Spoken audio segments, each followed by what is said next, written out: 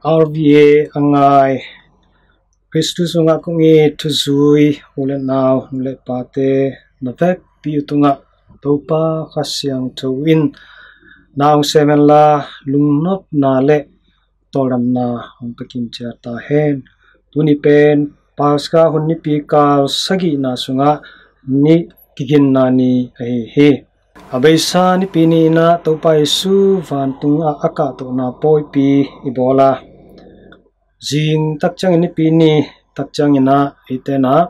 Pentecost poi Topa Jesu khasyang ro pasanong kumsuk na poi bolding he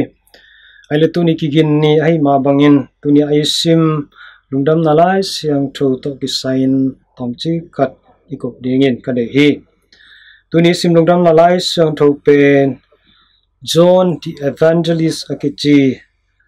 Topa Jesu ai padiak zo hang I at lungdam nalai siang ro sung panina akisim he John ina ama a lungdam nalai siang tho pen ama I mit to amu ama maina amu ngiat ahi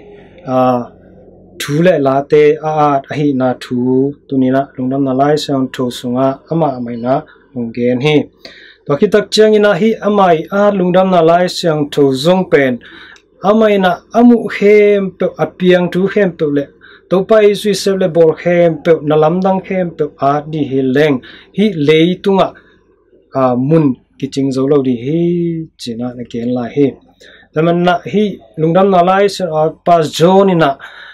eite I mite eite I upna adina kisam aman thu takte bek ong na chep te sakia hi lai busunga akichiam te khalo aki khel khalo thuman thu tak jong tampi tak om lai hi chi jong ong thei sakhi tamanna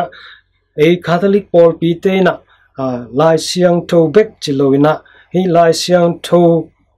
isim khit bana nidang lai thu zui te na tradition ichi amaute I ngeina azui u ngeina te aban banina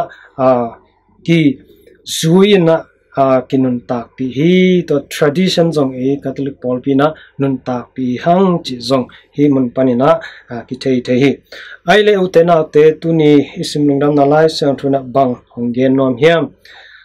nungju pi te ahi pi ta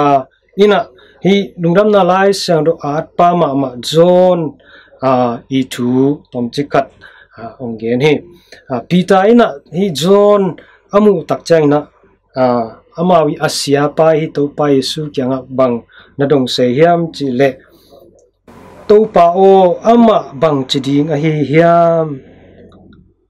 ama tunga bang thu piang ding ahi hiam china Jesu kiangah nadong hi Jesu nadon ki na kongpai ki hundongin ama anun tak ding le anun tak ding ka dei le zong bang phamo sa nei hiam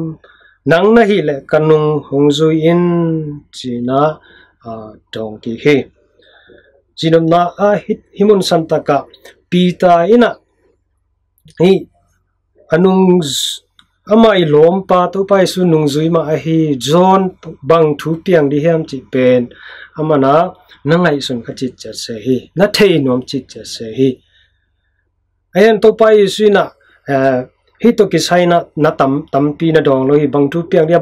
diam chi na dong lo hi ama Topa Jesu pai ki tak chen ma nung talai ri mo sikhin di mo chi te jong Topa Jesu na na gen khol lo hi hi to ki saina nang buai ku lo hi nangi na se pai kanung zui hoi takina ong zui to lalin china na dong ki lalhi tuni utena te hi lai sano kamal tung tonina eite na bang thu bang ting khan sang di hiam chi le mi hi na to pita ma bangina mite thu theinom khari hang mite mailam thu ding theinom khari hang mite mailam thu be kilo eite mailam thu ma zong theinom khat thei ri hang I theinom manina pasien tunga hilo midang bidin siam te kyang kho va paina va zong padong thei khama dia azon tuni na Topa Jesu na ade in abang hiam chi le mite thu to boy ken na mailam thu di to jong tam boy se ken tu lai tak a na sep na bol na hi na bang to Topa na semin to boy lalin nang le pasien ke kala nang le pasien ki zop na bang chang tunga nang pasien ni bang za sem zo nang mi te na bang chang phat tom na sem ne hiam Christian na hi na bang chang Beijing takina nung ta na hiam chi to boy zo in china tuna Topa Jesu na eite thu ong hil ahi lam ki phok sak nom hi naman ute na ute hi pita ina alom pa hi John mailam thuri a thei nop ma bangin ezong ilom te khat pe mailam thuri thei nom na buai thei khathei di hang aizong na tunin Topa Jesu na buai se ke in ama thu ama le pasien kisop na buai pi se ke in nang pasien tulai takina Christian na na Christian hi na tulai tar pasien na sem na le pasien na sem na hi na tulai taken in kuan sunga nu na hi na pa na hi na ai kele kumpi na sem na le kumpi na sem na hi na to Topa min thang sakin Topa nung zuin Topa di na hoi pena semin Topa I mi te hi thu zui ai kele pasien minam te di na semin china tunin eite lai siang thuna tha hong pia hi tamen kung it ute naute o tuhun tulai takena eite ina lungsim te ada huai lungsim te inei hun lai takai bahang hiam chi le igam ileya tuhun tulai takena hi gilo kumpi te hangina lungsim kitam zandek phialina daina lungkhamina iom laitak hi aizungna tunin Topa na bangthu gen hiam mite dina na mailam thuri da lo sekin Topa ke na Topa no te to omkhawm ton Emmanuel no te to omkhawm hi ke hung muang un ke kiangah ong kinga un na mailam khempeuh ke kiangah ong apun china eite ong sam hi Vangik puwa agin mite ka kiangah ong payun china Topa na ong sami tamen tonin Topa ong sam na kamal te ite na